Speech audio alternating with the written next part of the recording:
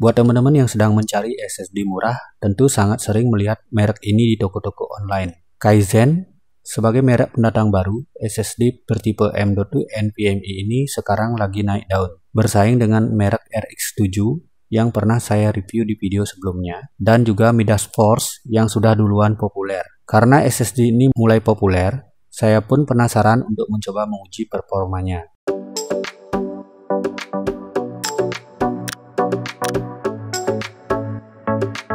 Oke, pertama-tama kita bahas sedikit mengenai kemasan dan paket penjualan. SSD ini dikemas menggunakan kotak berwarna silver yang memuat beberapa informasi seperti merek, jenis interface, alamat web, kompatibilitas, dan juga garansi. Paket penjualan yang disertakan hanya berupa unit SSD saja, tanpa dokumen apapun.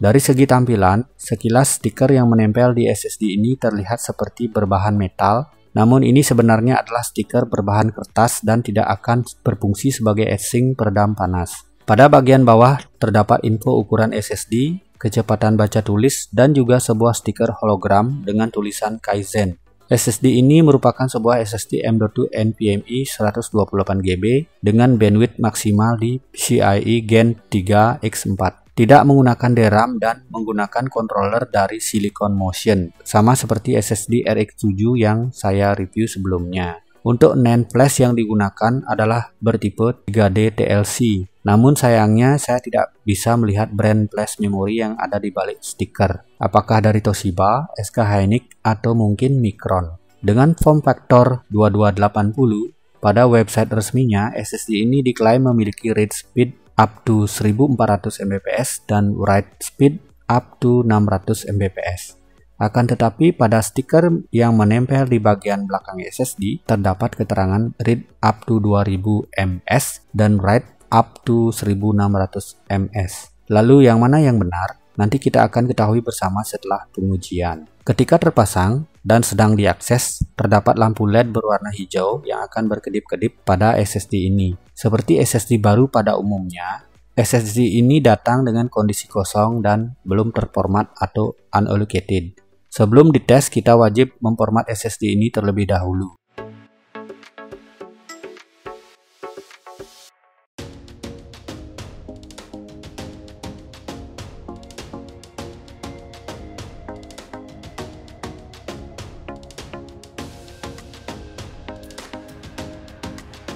Setelah terformat, SSD ini memiliki kapasitas real sebesar 119 GB. Untuk mengetahui controller yang digunakan, saya mencoba memeriksa SSD ini menggunakan aplikasi HW-Info 64. Di sini terlihat controller yang digunakan adalah dari Silicon Motion dengan device ID 2263. Ketika saya coba search, controller dengan kode ini terdapat dua model, yaitu SM2263EN dan SM2263XT. Kedua controller ini memiliki fitur kunci yang sama. Yang membedakan adalah kecepatan maksimal random read dan dukungan terhadap penggunaan DRAM. Pada SM2263EN, kecepatan random read sedikit lebih tinggi dan juga mendukung penggunaan DRAM hingga DDR4. Sedangkan SM2263XT, kecepatan maksimal random read sedikit lebih rendah dan tidak mendukung penggunaan DRAM. Karena tidak menggunakan DRAM, jadi dapat dipastikan SSD M.2 NVMe Kaizen 128GB ini menggunakan controller SM2263XT. Oke, tanpa berpanjang lebar lagi, kita langsung saja uji performa SSD ini. Dalam pengujian kali ini, saya menguji SSD ini dalam dua kondisi yang berbeda. Yang pertama, SSD dalam keadaan kosong, dan yang kedua, SSD dalam keadaan kondisi hampir penuh. Skenario ini bertujuan untuk mengetahui sejauh mana penurunan performa SSD ini ketika kapasitasnya sudah hampir penuh. Oke, yang pertama adalah uji sintetis menggunakan aplikasi Crystal Disk Mark 8 dan berikut adalah hasilnya.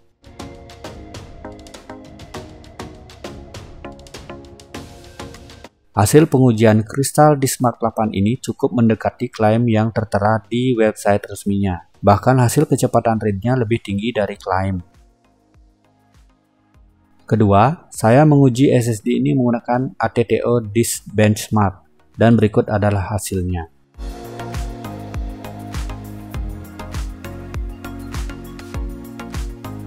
Pada ATTO, hasilnya sedikit lebih rendah, namun tetap sesuai dan mendekati klaim kecepatan di website resmi.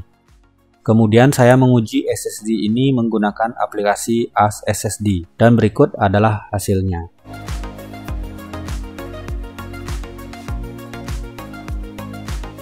Pada AS SSD, hasil pengujiannya mirip seperti hasil pada ATTO Disk Benchmark, yaitu kisaran sekuental 1600-an Mbps read dan 400-an Mbps write. Kemudian seperti biasanya untuk mengetahui performa real time dalam penggunaan sehari-hari, saya menguji SSD ini dengan mengcopy paste file antar drive yang meliputi copy paste dari dan ke HDD Seagate 1TB 7200 RPM dan dari dan ke SSD NVMe WD SN810 512GB PCIe Gen 4x4. File yang di copy paste adalah sebuah file video dengan ukuran 4,06 GB. Berikut adalah hasilnya.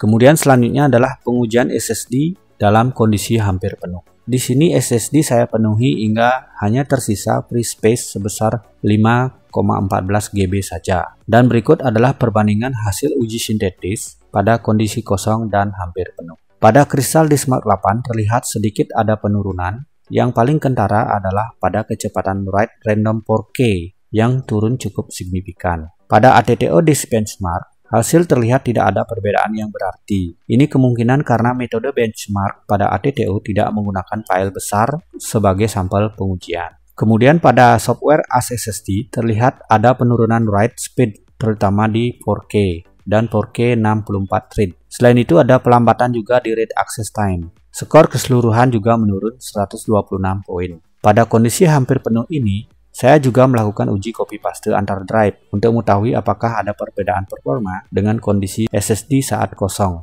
Yang pertama adalah copy paste dari hard disk.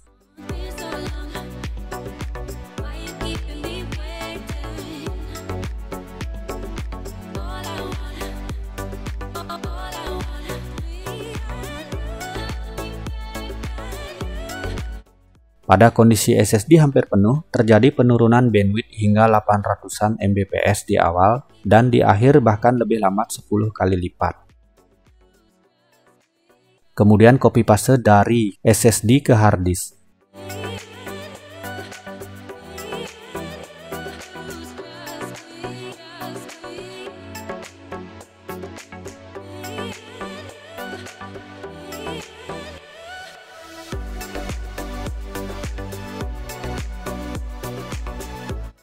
Pada kondisi SSD hampir penuh, terjadi penurunan bandwidth yang signifikan mencapai 1,4 Gbps di awal dan di akhir lebih cepat sedikit yaitu sekitar 40-an Mbps. Selanjutnya copy paste dari SSD WD SN810.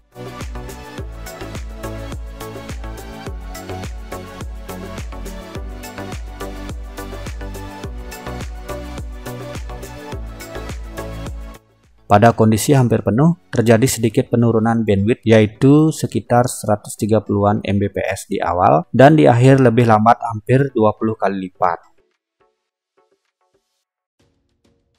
Kemudian terakhir, copy paste ke SSD WD SN810.